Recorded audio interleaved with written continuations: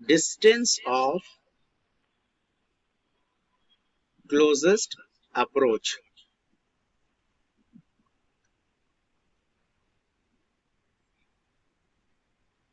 ठीक है, this is represented by Yes, sir. R naught. इसको आर नॉट से रिप्रेजेंट किया जाता है. Okay, Okay, sir.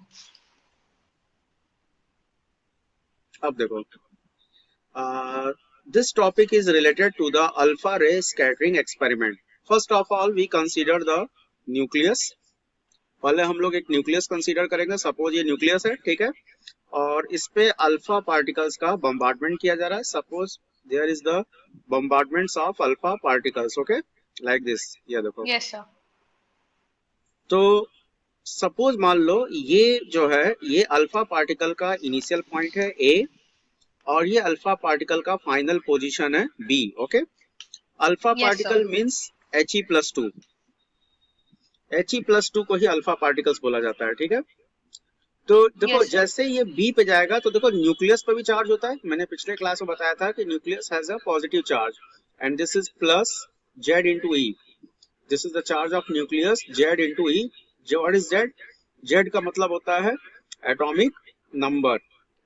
यहाँ Yes, पे sir. जेड का मतलब है atomic Atomic number. number. Okay, और ई Yes, का sir. मतलब व्हाट इज ई? ई क्या होता है? Electron. No no no, magnitude of charge. ई का मतलब होता है मैग्नीट्यूड ऑफ चार्ज. चार्ज का मैग्नीट्यूड कितना होता है पता है? What is the magnitude of charge? 1.6 into 10 to the power minus 9. Minus 19. 19 coulomb. Okay, Yes, sir. तो देखो जब अल्फा पार्टिकल्स का बम्बार्डमेंट किया जा रहा है तो जैसे ही अल्फा पार्टिकल्स बी पर आएगा तो बताओ ये जो न्यूक्लियस जो होगा इस अल्फा पार्टिकल्स को क्या करेगा? रिपल करेगा. Alpha Yes, sir. पार्टिकल्स को न्यूक्लियस जो होगा ये रिपल करेगा. It means that Hmm. Alpha particle retrace its own path at the point B. Alpha particle retrace its own path, मतलब जिस पॉइंट से आ रहा है उसी पॉइंट पे क्या होगा? वापस जाएगा. क्यों वापस जा रहा है? Hmm. क्योंकि न्यूक्लियस जो है वो अल्फा पार्टिकल्स को रिपल कर रहा है. क्योंकि Yes, अल्फा sir. पार्टिकल्स क्या है? पॉजिटिव, +2. Hmm. और न्यूक्लियस Yes, भी sir. क्या है? न्यूक्लियस भी पॉजिटिव है. तो इट मीन्स Hmm. न्यूक्लियस जो होगा वो अल्फा पार्टिकल्स को रिपल करेगा. ठीक है, Yes, sir. ओके. तो अगर मान लो तुमसे पूछ दिया गया what is the distance of closest approach, तो देखो the minimum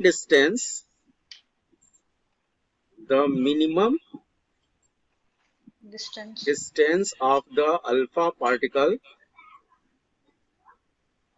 the minimum distance of the alpha particle from the center of nucleus, from the center of nucleus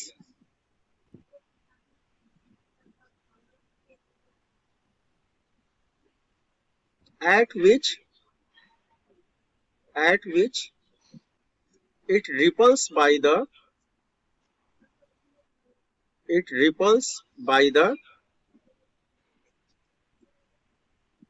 nucleus, repulsed by the nucleus and retrace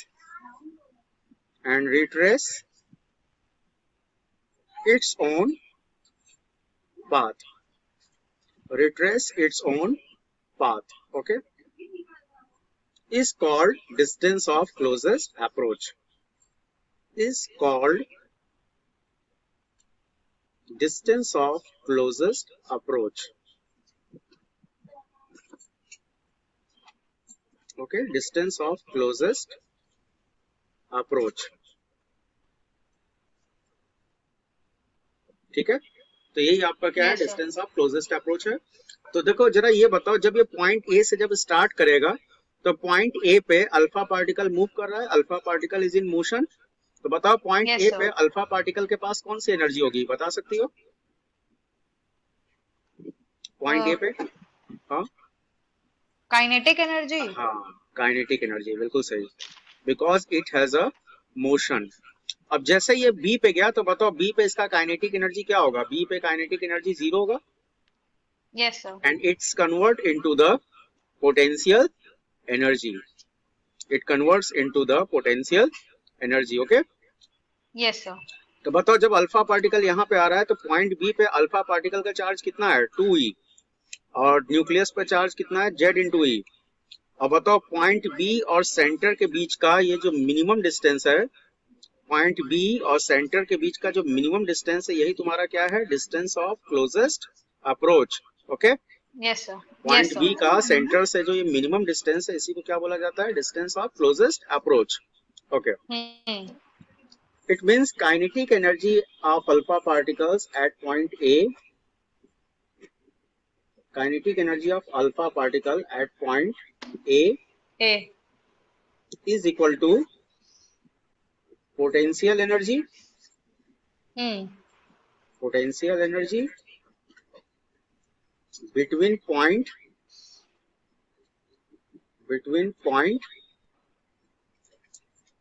B and O. Okay, तो बताओ Yes, sir. Kinetic energy का formula होता है, तुम्हें पता होगा, पढ़ा होगा तुमने, काइनेटिक एनर्जी का फॉर्मूला होता है हाफ mv स्क्वायर। और बताओ potential energy of the system of charge का फॉर्मूला क्या होता है, can you tell me? System of charge. भाई चैप्टर नंबर 2 में पढ़ी होगी ना, potential energy, electrostatic potential energy 1/4 pi epsilon naught Q1 Q2 upon हाँ R, हाँ हाँ. Q1 Q2 अपॉन R, यही होता है ना। Yes, sir. Q1 is the हाँ. charge of alpha particle 2e, Q2 is the charge of nucleus Z into E। और बताओ दोनों के बीच का ये डिस्टेंस कितना है, this is R naught. Okay, Yes, R sir. Naught निकल जाएगा, Yes, sir.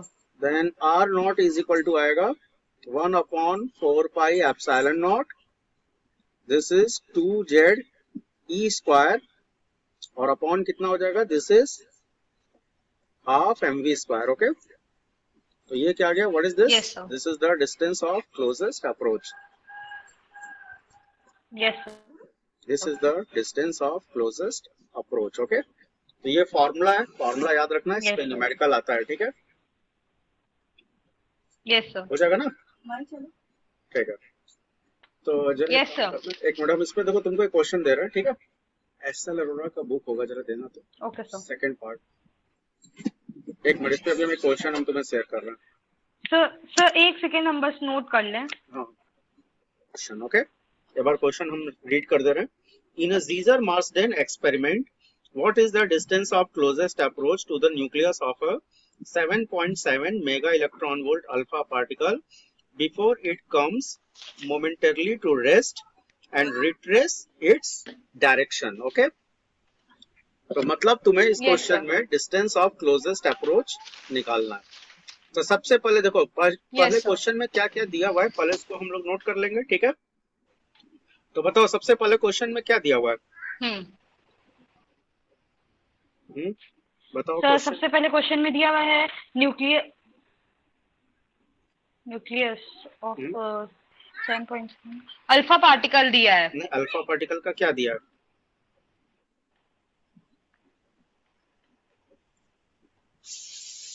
7.7 mega electron volt लिखा हुआ है ना। तो 7.7 मेगा इलेक्ट्रॉन वोल्ट ये क्या है, this is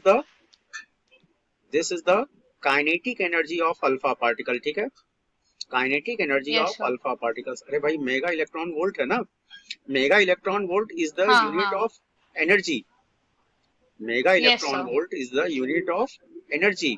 okay, energy. That means ये जो Yes, sir. 7.7 mega electron volt जो दिया हुआ है, this is the kinetic energy, मतलब half mv square. Half mv square कितना दिया हुआ है, 7.7 mega and electron volt. eV. Okay, mega electron volt. अब Yes, बताओ sir. 1 मेगा इलेक्ट्रॉन वोल्ट कितना जूल होता है, पता है, 1 मेगा इलेक्ट्रॉन वोल्ट कितना जूल होता है, 1 1.6 mega electron 1.6 into 10 to the power minus 19 into 10 to the power 6। Okay, mega है ना, Yes, sir. मेगा है तो 10 to the power 6 से इंटू कर देंगे, तो कितना आएगा, 1.6 into 10 to the power minus 13 joule. Okay, 1.6 into 10 to the power minus 13 Yes, sir. Joule. तो मेगा इलेक्ट्रॉन वोल्ट को जूल में कन्वर्ट करेंगे 7.7 into 1.6 into 10 to the power -13 joule. Okay, तो 7.7 को 1.6 से इंटू कर दो, देखो कितना आएगा। 7.7 को 1.6 से करेंगे तो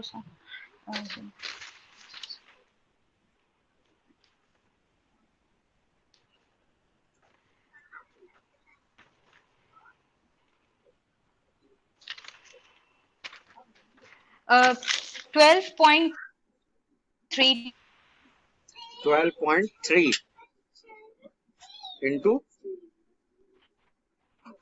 10 टू द पावर माइनस -9 -9 की -13, -13 है ना। एक सेकेंड, हाँ सॉरी 13, हाँ जब 6 माइनस हो गया 13। हाँ, this is half mv square. Okay, और जरा ये बताओ अल्फा पार्टिकल का जो एक्सपेरिमेंट है Yes, sir.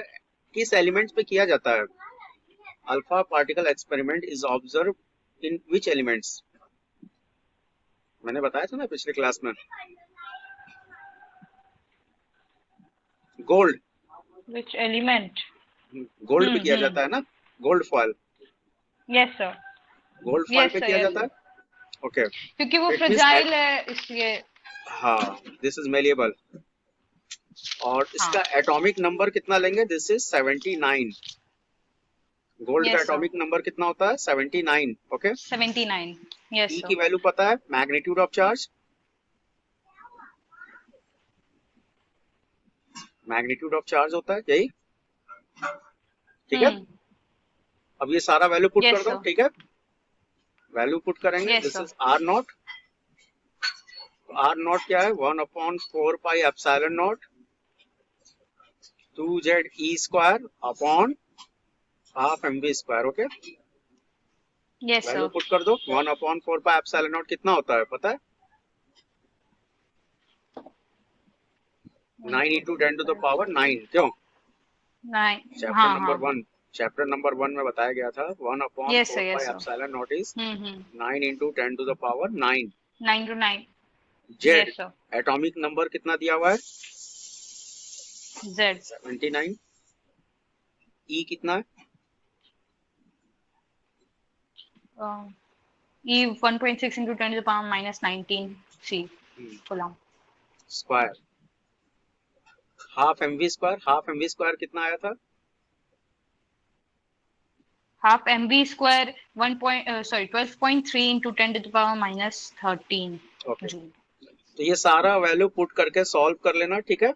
इसको तो तुम कैलकुलेट कर लोगे Yes, ना sir. आराम से। तो जब तुम हाँ इसको सर. कैलकुलेट करोगे तो ये सॉल्व करने पे आएगा 29.5 into 10 to the power -15 metre. Okay, Yes, sir. 29.5 into 10 to the power -15 metre. और देखो 10 टू द पावर -15 मीटर कितना होता है पता है, 10 to the power -15 metre this is 1 Fermi.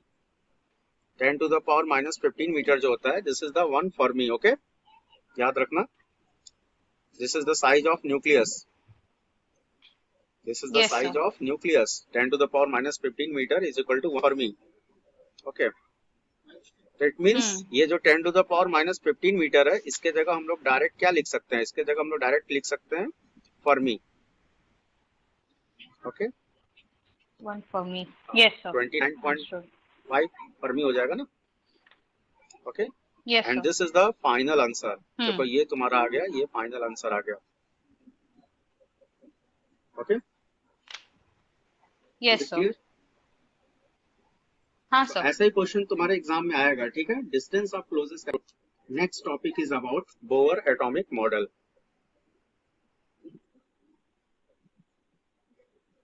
Yes.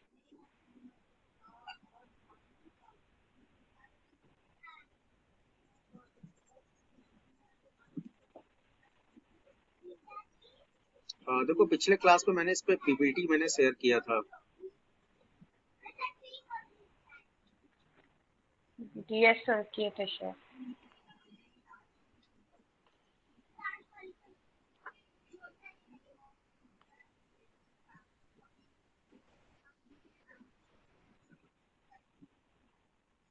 atom. देखो इसमें टोटल 3 postulation है. There are 3 postulation about the Bohr model of the hydrogen atom. Rutherford hydrogen atom तो अभी हम लोगों ने प्रीवियस टॉपिक में पढ़ लिया है. 1911 में Yes, रदरफोर्ड sir. मॉडल्स दिया गया था. But you know that there is many drawbacks in the Rutherford models, and this drawback is explained by the Niels Bohr. ये तो रदरफोर्ड मॉडल है. अब देखो, this is the Bohr's atomic model. In 1913, Bohr proposed his quantized cell model of the atom to explain that electron can have stable orbit around the nucleus. Niels Bohr ने ये बताया था कि जो electron जो होता है वो एक स्टेबल ऑर्बिट में न्यूक्लियस के अराउंड रोटेट करता है. ठीक है, electron rotate around the nucleus, thereby contradicting Rutherford's observation that atoms cannot be stable. और जबकि रदरफोर्ड मॉडल्स में ये बताया गया था कि atom can not be stable. अब देखो, there are different postulation. ये देखो, Bohr's modified Rutherford model by suggesting that the electron move in orbit of fixed size and energy. Niels Bohr ने ये बताया था कि इलेक्ट्रॉन जिस ऑर्बिट में मूव कर रहा है उस ऑर्बिट का साइज क्या होगा, सेम होगा. उस ऑर्बिट की एनर्जी भी क्या होगी, सेम होगी. The energy of an electron Yes, sir. depends on the size of the orbit and it's lower for smaller orbit. Bohr's observation. Radiation can occur only when the electron jump from one orbit to the another. Okay. देखो, Rutherford Yes, और sir. Niels Bohr के model में ये difference है. Rutherford के models में ये बताया गया था कि electron move in a fix orbit, और जबकि नील्स बोर के मॉडल में ये बताया गया कि electron also jump from one orbit to the another orbit. Okay, मतलब इलेक्ट्रॉन एक ऑर्बिट से दूसरे ऑर्बिट में Yes, sir. जंप भी कर सकता है. जरूरी नहीं कि इलेक्ट्रॉन केवल एक ही Jump कर ऑर्बिट सकता. में मूव करेगा, इलेक्ट्रॉन किसी दूसरे ऑर्बिट में जंप भी कर सकता है. The atom will be completely stable in the Yes, sir. state with the smallest orbit, since there is no orbit of lower energy into which the electron can jump. Okay. तो अब Yes, देखो, sir. ये हो गया Bohr's postulates. अब देखो, there are 3 postulates in the Bohr's atomic model. देखो 3 postulate है, और ये जो 3 postulates जो दिया गया है, जो एक्सप्लेन किया गया है, वो रदरफोर्ड मॉडल्स के ड्रॉबैक को दूर करने के लिए दिया गया था. जिसमें देखो फर्स्ट postulate देखो सामने स्क्रीन पे लिखा हुआ है. In an atom, the electron revolves around the nucleus in certain definite circular path called orbits or cells.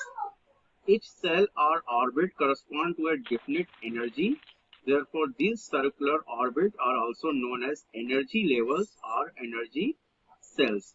Electron जिस ऑर्बिट में रोटेट करता है उस ऑर्बिट को क्या बोला जाता है, एनर्जी लेवल्स या एनर्जी सेल्स. ओके, इलेक्ट्रॉन जिस Cells. ऑर्बिट में रोटेट कर रहा है Yes, या sir. जिस सेल्स में रोटेट कर रहा है उस सेल्स या ऑर्बिट को क्या बोला जाता है, एनर्जी लेवल्स और energy shells. Okay, this is the first postulate. Cell. Okay, Yes, sir. और इसमें ये बताया गया था कि जब इलेक्ट्रॉन किसी फिक्स Yes, ऑर्बिट sir. में जब रोटेट करता है तो इलेक्ट्रॉन पे 2 इक्वल और अपोजिट फोर्स एक्सर्ट होगा.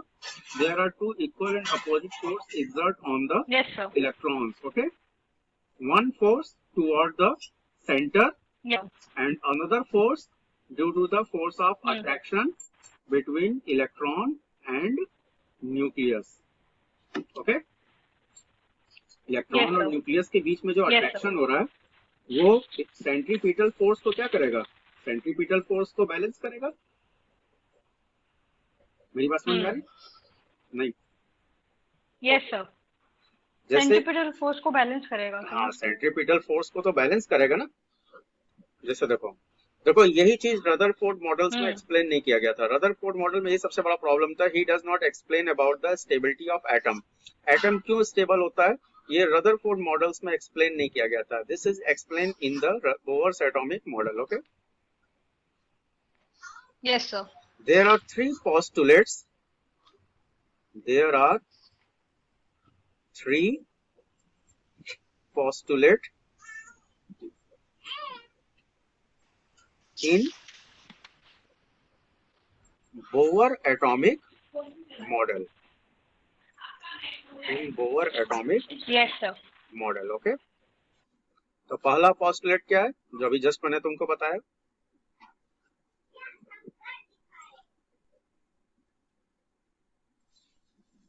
There are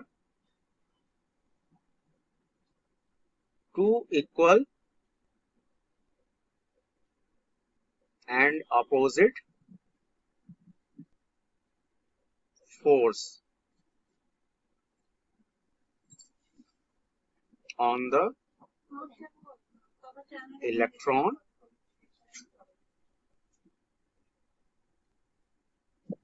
which balance the so that electrons are in equilibrium, so that electrons are in equilibrium. Okay, so that Yes, sir. electrons are in equilibrium. Okay, तो ये सबसे पहला point है। This is the first postulates. जैसे देखो, Okay, sir. Suppose मान low electron किसी circular orbit में रोटेट कर रहा है। ये देखो, इलेक्ट्रॉन इस सर्कुलर ऑर्बिट में रोटेट कर रहा है, ठीक है।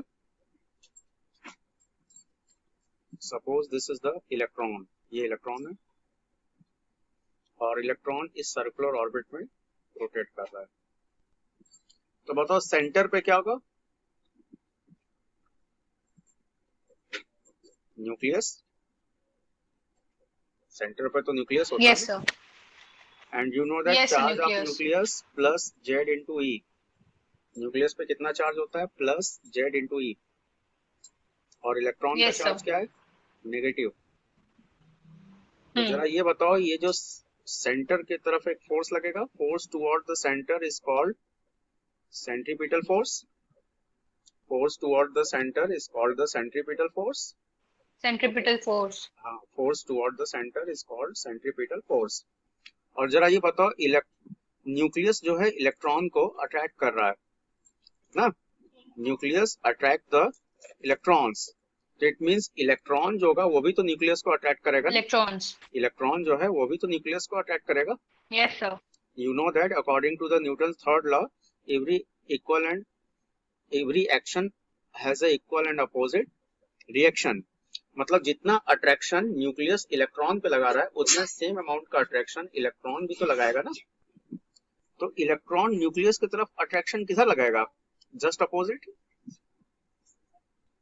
This is the electrostatic force between electron and nucleus. Okay, अब जरा ये Yes, sir. बताओ, ये जो इलेक्ट्रोस्टैटिक फोर्स जो है वो सेंट्रीपिटल फोर्स के क्या है? सेंट्रीपिटल फोर्स के अपोजिट है ना। ध्यान से देखो, Yes, sir. इलेक्ट्रोस्टैटिक फोर्स जो है वो सेंट्रीपिटल फोर्स के अपोजिट है। Opposite है centripetal force के. Yes, Okay. sir. मतलब ये इलेक्ट्रॉन को क्या करेगा? इलेक्ट्रॉन को बैलेंस करेगा ना, क्योंकि दो इक्वल और अपोजिट फोर्स लग रहा है। तो दो इक्वल और अपोजिट फोर्स लग रहा है, तो इट मींस ये इलेक्ट्रॉन को क्या करेगा? इलेक्ट्रॉन को बैलेंस करेगा। तो centripetal force is equal to the electrostatic force between electron and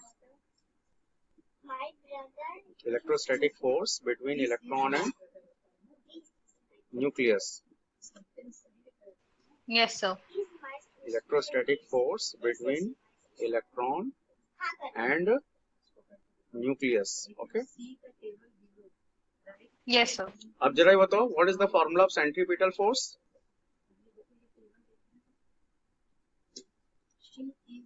इसको धोइए।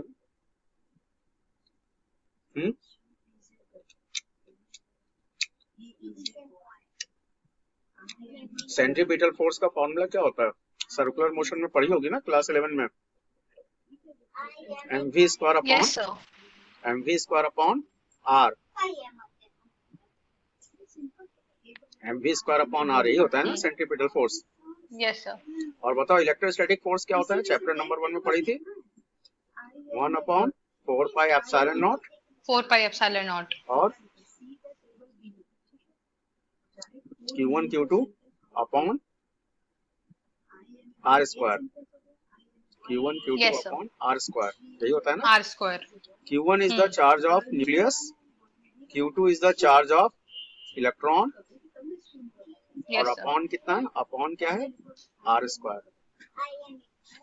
ओके, तो बताओ एक R कैंसिल हो Yes, गया, sir. एक R कैंसिल हो गया. तो Yes, बताओ sir. MV स्क्वायर क्या होगा,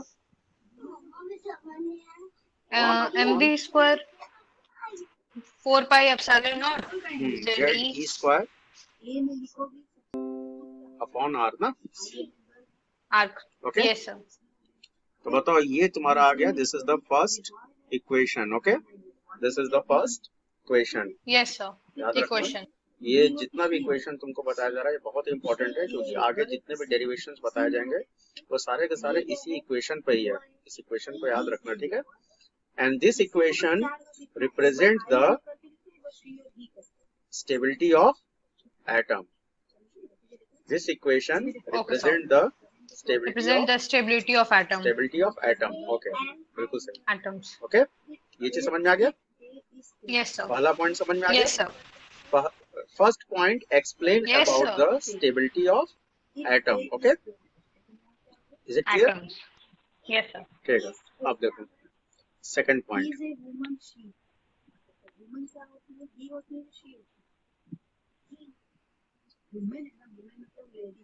सेकंड पोस्टुलेट, ये देखो, this is the second postulate. All electron in stable orbit have quantized angular momentum. The angular momentum L is given by NH upon 2 pi. Okay, angular momentum Yes, sir. of electron L is equal to NH upon 2 pi.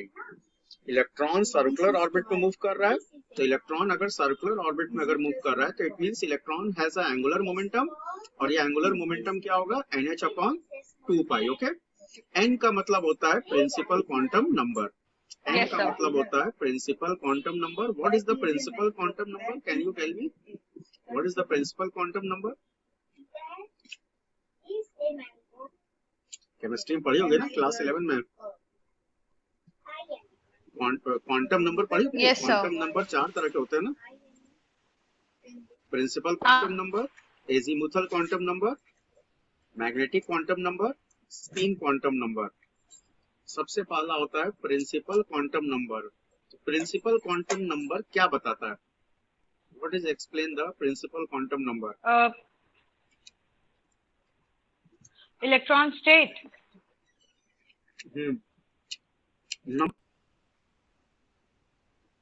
Angular momentum of electron,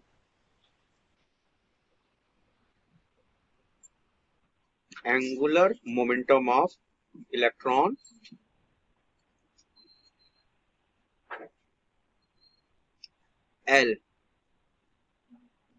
L is equal to m into v into r. Angular momentum का NH. Formula होता है m into v into r, and Mhm. this is equal to nh upon 2 pi.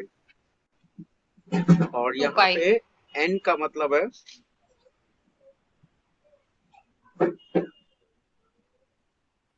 यहाँ पे n का मतलब है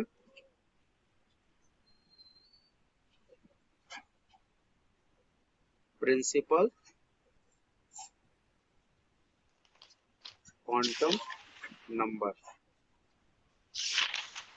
principal quantum number. Okay, what is h. h क्या होता Yes, sir. है, h क्या है,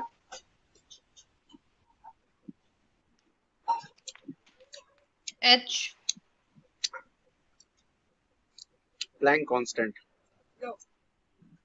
h का मतलब होता है Planck constant. Okay, Yes, sir. याद रखना. ये सेकंड इक्वेशन है, and this is very important in this chapter. तो देखो अभी तक मैंने टोटल कितना इक्वेशन तुम्हें बता दिया, 2 1 2 3. 2 इक्वेशन मैंने बताया. ये पहला हाँ, इक्वेशन हो 2. गया और ये दूसरा इक्वेशन. याद रखना ये दोनों वही वाला. इक्वेशन बहुत इंपॉर्टेंट है, ठीक है. Okay, sir. All this chapters is related on this equation. अब देखो तीसरा पोस्टुलेट्स. तीसरा पोस्टुलेट क्या है, ये देखो third postulates. The electron present in an atom can move from a lower energy level to a higher energy level by absorbing the appropriate energy. Okay, जैसे देखो इलेक्ट्रॉन अगर ग्राउंड स्टेट में है तो ग्राउंड Yes, sir. स्टेट में electron energy को absorb करता है और एनर्जी को अब्सॉर्ब करने के बाद वो किस में चला जाता है, हायर स्टेट में. ओके, एनर्जी को अब्सॉर्ब करने के बाद इलेक्ट्रॉन किस में जाएगा, हायर स्टेट में जाएगा ना, ठीक है ना. Higher state में. हाँ, इलेक्ट्रॉन जो होता है वो ग्राउंड स्टेट में होता है, Yes, sir. लेकिन जब वो एनर्जी को अब्सॉर्ब करेगा तो वो किस में चला जाएगा, हायर स्टेट में जाएगा. ओके, Higher state में. हायर स्टेट में जाएगा ना. Yes, sir. एनर्जी को अब्सॉर्ब करने के बाद तो हायर स्टेट में जाएगा ना. Okay, similarly an electron can Yes. jump from a higher energy level to a lower energy level by losing the appropriate energy. और देखो इसका उल्टा भी हो सकता है, इलेक्ट्रॉन हायर स्टेट से लोअर स्टेट में भी आता है और हायर स्टेट से लोअर स्टेट में तभी आएगा जब एनर्जी को क्या करेगा, एनर्जी को लूज करेगा. एनर्जी को अगर लूज करेगा तो हायर से किस में आएगा, लोअर स्टेट में आएगा ना.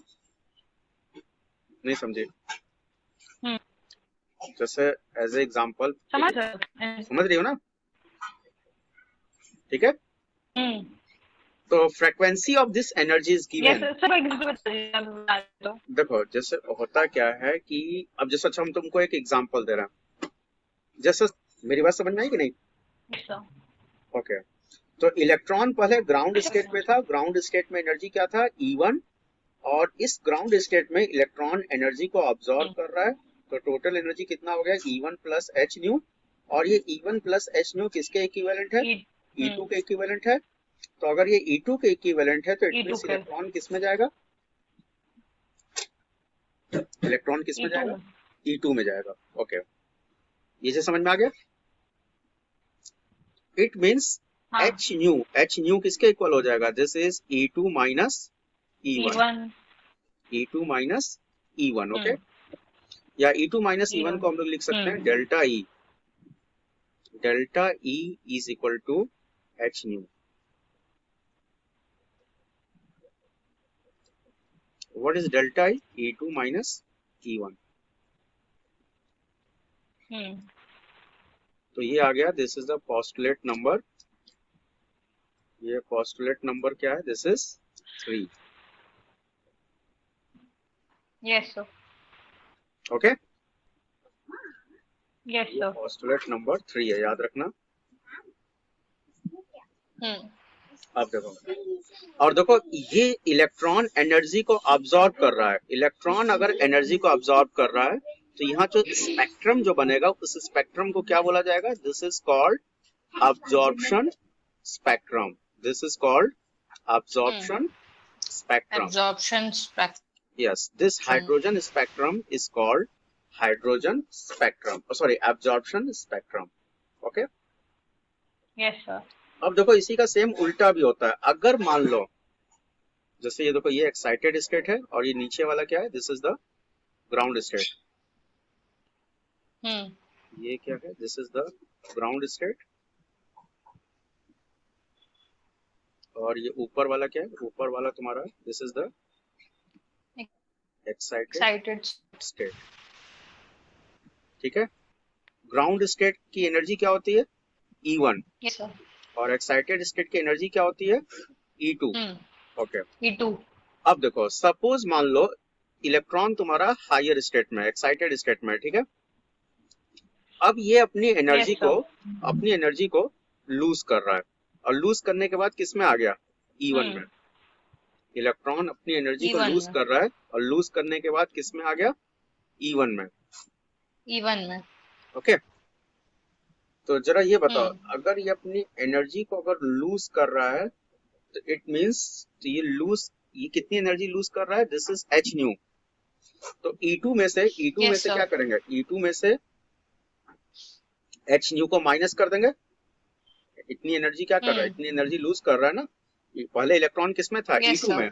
E2 में इतना एनर्जी उसने क्या किया, एच न्यू अमाउंट का एनर्जी उसने क्या किया, लूज कर दिया. तो माइनस एच न्यू. और बताओ, हाँ ये किसकी इक्विवेलेंट है, E2 माइनस एच न्यू किसके इक्विवेलेंट है, this is equivalent to E1. Okay, तो सॉल्व करेंगे तो बताओ E2 माइनस E1 कितना आ गया, दिस इज एच न्यू. ठीक है, E2 minus E1 this is equal to H nu. और ये जो स्पेक्ट्रम है, इस स्पेक्ट्रम को बोला जाता है emission spectrum. This spectrum is called emission spectrum. Okay, emission spectrum. हाँ, यहाँ पे एनर्जी यस को सर। इमिट कर रहा है ना, तो एनर्जी को अगर इमिट कर रहा है तो इसको क्या बोला जाएगा, इमिशन स्पेक्ट्रम।